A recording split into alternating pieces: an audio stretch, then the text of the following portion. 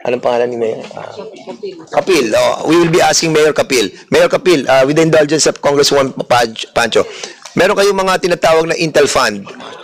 Di ba? Siyempre, yung intelligence fund natin, ginagamit natin yan sa pag-monitor ng ating buong bayan. Magkano Intel Fund ng PORAC?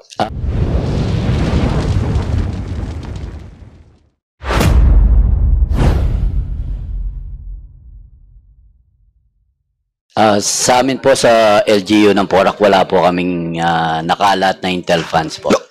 Anong wala, Mayor? Meron ka intelligence fund. Yes.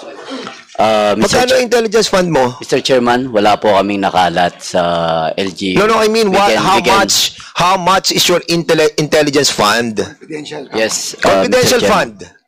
We can provide you our yearly budget na wala po kaming Intel funds. We are investigating this matter, no, and all the different LGUs, meron tayong ginagamit na Intel fund, and these are being liquidated as well somehow, no, di ba? Oo, meron dyan tinatawag na hindi, of course, meron kayong POPs plan. Yes. POP. Yes, we'll submit our budget so that No. We are asking you, doon sa POPs plan mo, kasi meron kang napakalaking establishment dyan. 7 ilang hektarya ba yung sa inyo? 8 hectares. And having a 8 hectares establishments, no, composed of different establishments, of course, ang hirap mong hindi bigyan ng POP plan.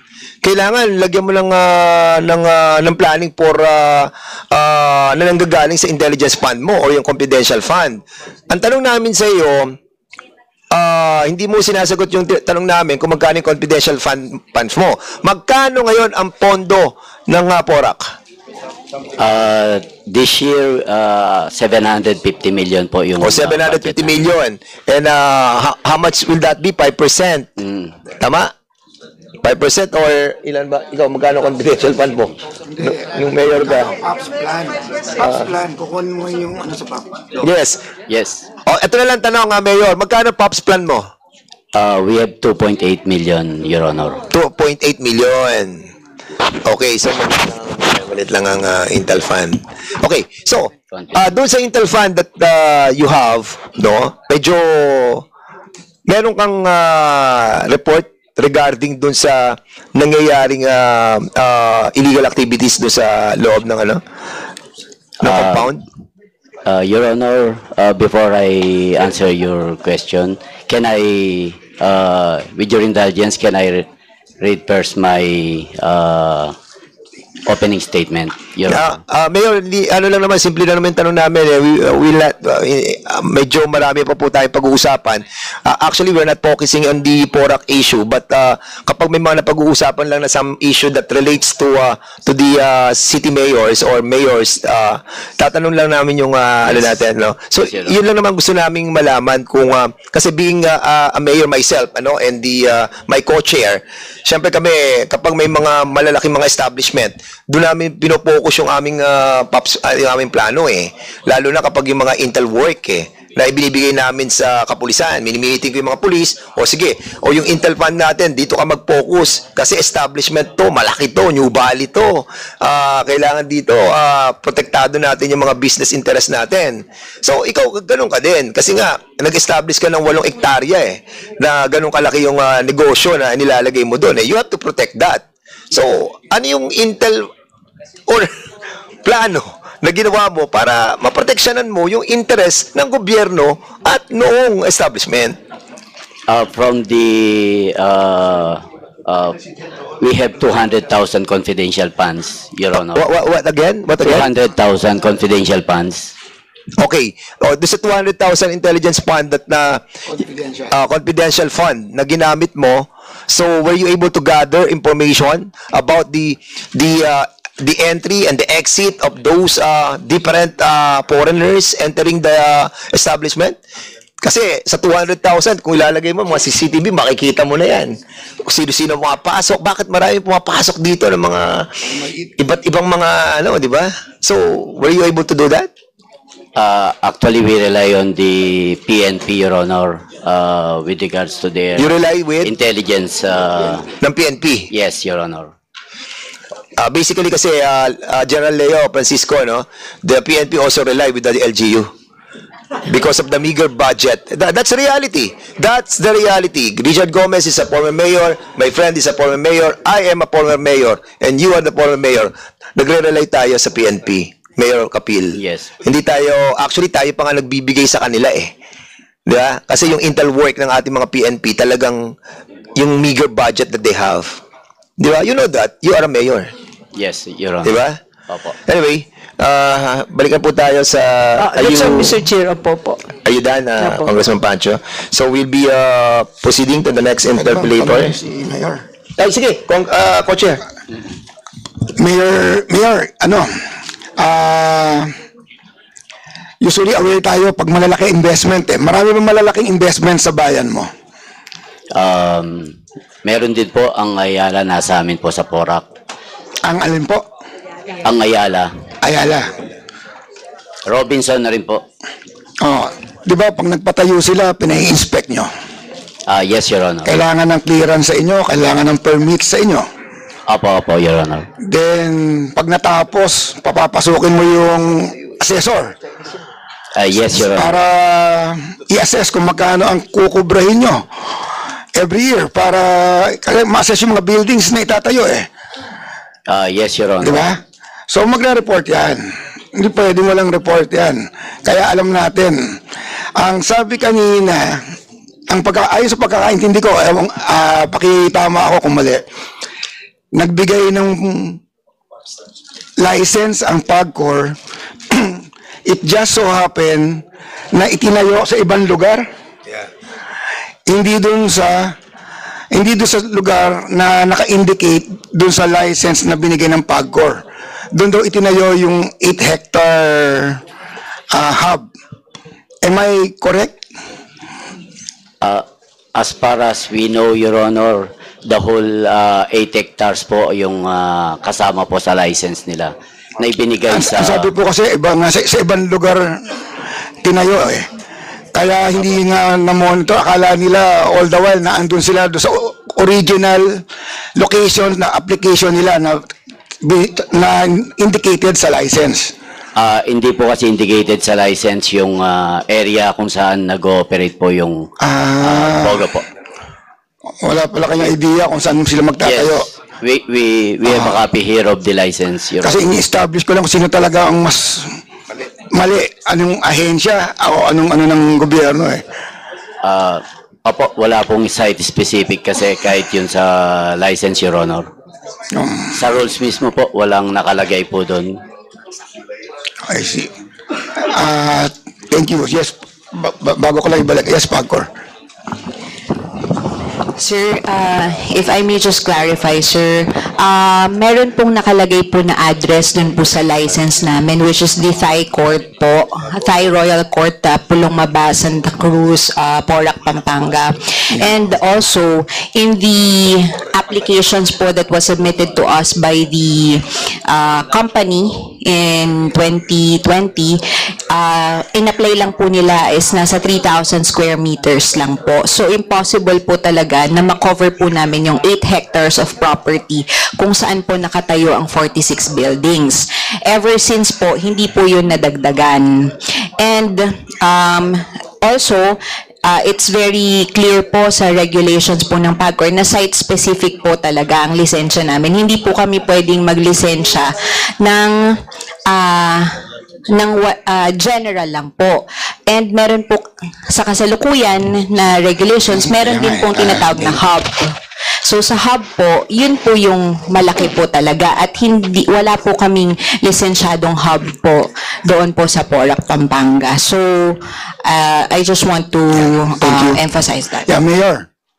Naka-indicate pala sa license yung specific address. So,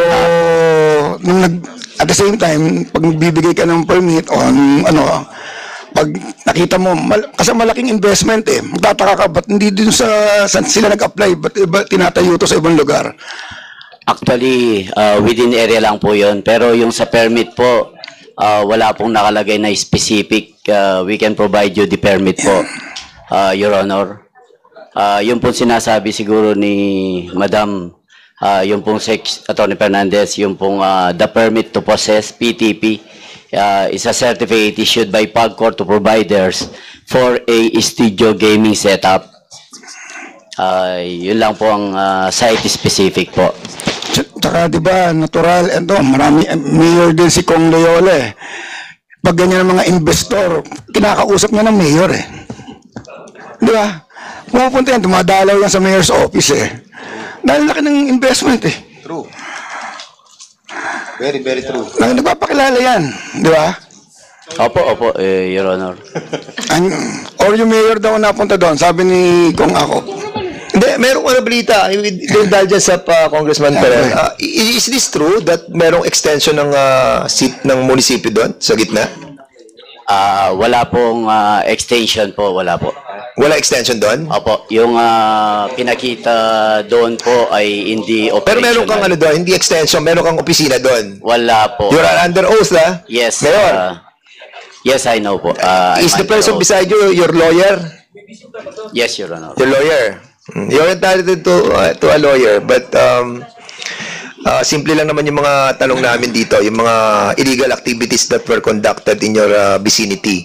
Kasi nga nung nag-issue sila ng cancellation ng license, di ba?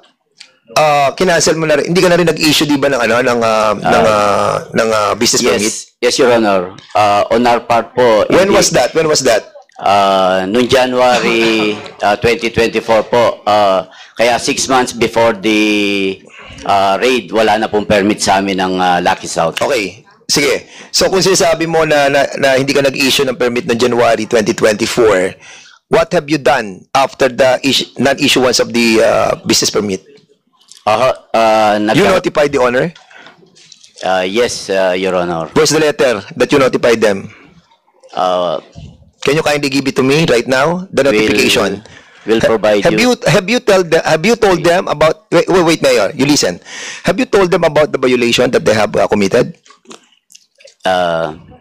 Yes, Your Honor. Through what? Letter or verbal? Lawyer, please. Please stop whispering. Okay? Yes. Go ahead. Through our letter, Your Honor. Where's the letter? We'll provide. Can you provide it right now? Or then after explaining your intention to close the premises, they have replied on your expression of your violation. Am I right? They write a letter to us. Okay. Anong sagot nila doon sa anong violation ang sinabi mo sa kanila? Because of violation of dun sa occupancy, sa negative sa fire po. And Yun ang minention mo na reason for the violation of the business permit, not the reason that was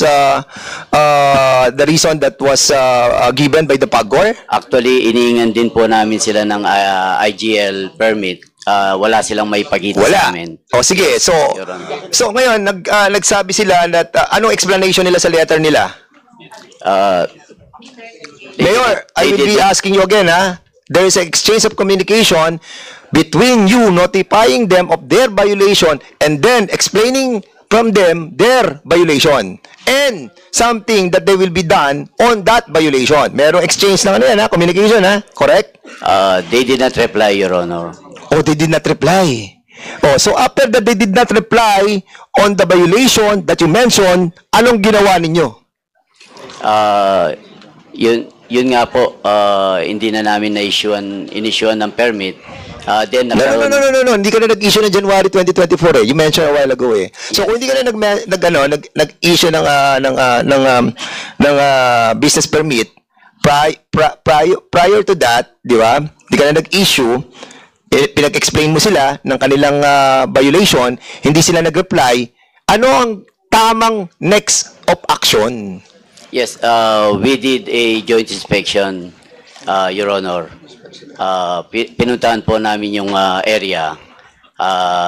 Kaya wala naman po kami Mayor, nakita. bago ka magkaroon ng JIT, okay, kasi bago ka joint inspection team, di ba? Binubuo yun eh. Kaya ka nga sumulat sa kanya, sabi mo kanina, di ba? Sumulat ka ng notice of violation, di ba? Yes. Kasi nakabuo ka na ng JIT. After nung nabuo mo yung JIT, doon nag-issue ka na ng notice of violation. Tapos, ang susunod na step, sasagot siya. Kasi bibigyan mo siya ng oras para sagutin kung ano yung violation eh. Bibigyan mo rin siya ng time para makorek niya yung violation niya. Ang sabi mo kanina, hindi sila nag-reply. So, the next course of action is to write them again a letter. At kapag hindi pa rin sila sumagot, ang gagawin mo, papadlock mo sila. Did you do that? Hindi. Did you do that? Hindi na po. Bakit mo hindi ginawa? Kasi ako, meron ako pinapadlock sa amin eh. I did all the requirements according to our local government code. Sinunod ko yun, ninotify ko sila, nag-explain sila, inisnab ang mga letter ko. Alam mo ginawa ko? Nag-coordinate ako sa PNP, lahat pinadlock namin. BPLO, kasama BPLO, pinadlock namin. Yun ang course of action ng mayor na dapat na ginawa. Ang tanong, ginawa mo? Ang sagot mo, hindi. Yes, Your Honor. Bakit? Actually, nung joint inspection team namin, wala naman po kaming nakita na... Violation niya nga yung sinasabi nga ng PAGCOR, hindi na sila nag-issue ng IGL eh. Oh, tapos sabi mo may problema sa occupancy permit. Hindi ka na rin nag-issue ng ng tinatawag mong business permit. So meaning may violation. Stop whispering. Ay nako, attorney. Attorney, namumuro ko na. Please. Mayor. Bakit hindi mo pinadlock? Yun ang tanong. Bakit hindi mo pinadlock? Anong reason? What is the 100 million reason? Actually, may process naman po. Yun na nga ang process eh, Mr. Mayor eh.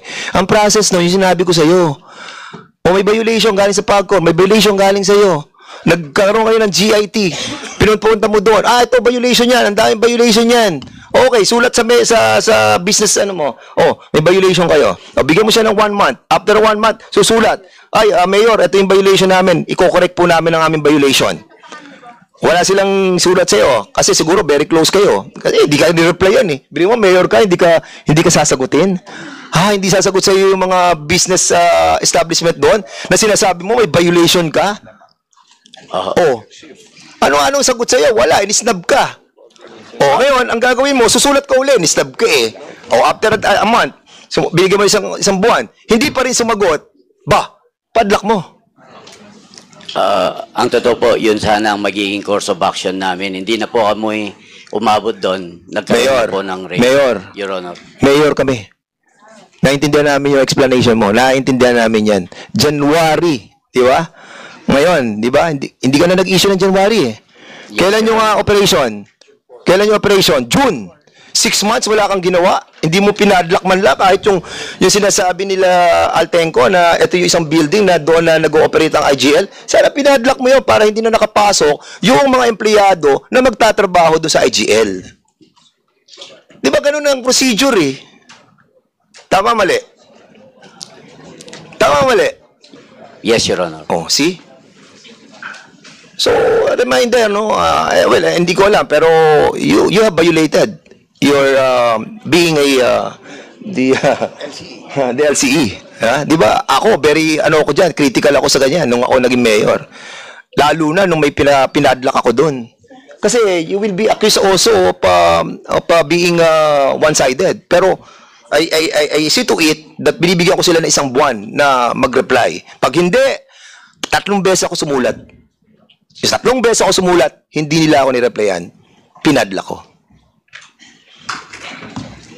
Anyway, so we'll be asking the next interpellator, Mr. Representative, my friend, my very friend. Sabi ko kanina, di ba? Good friend.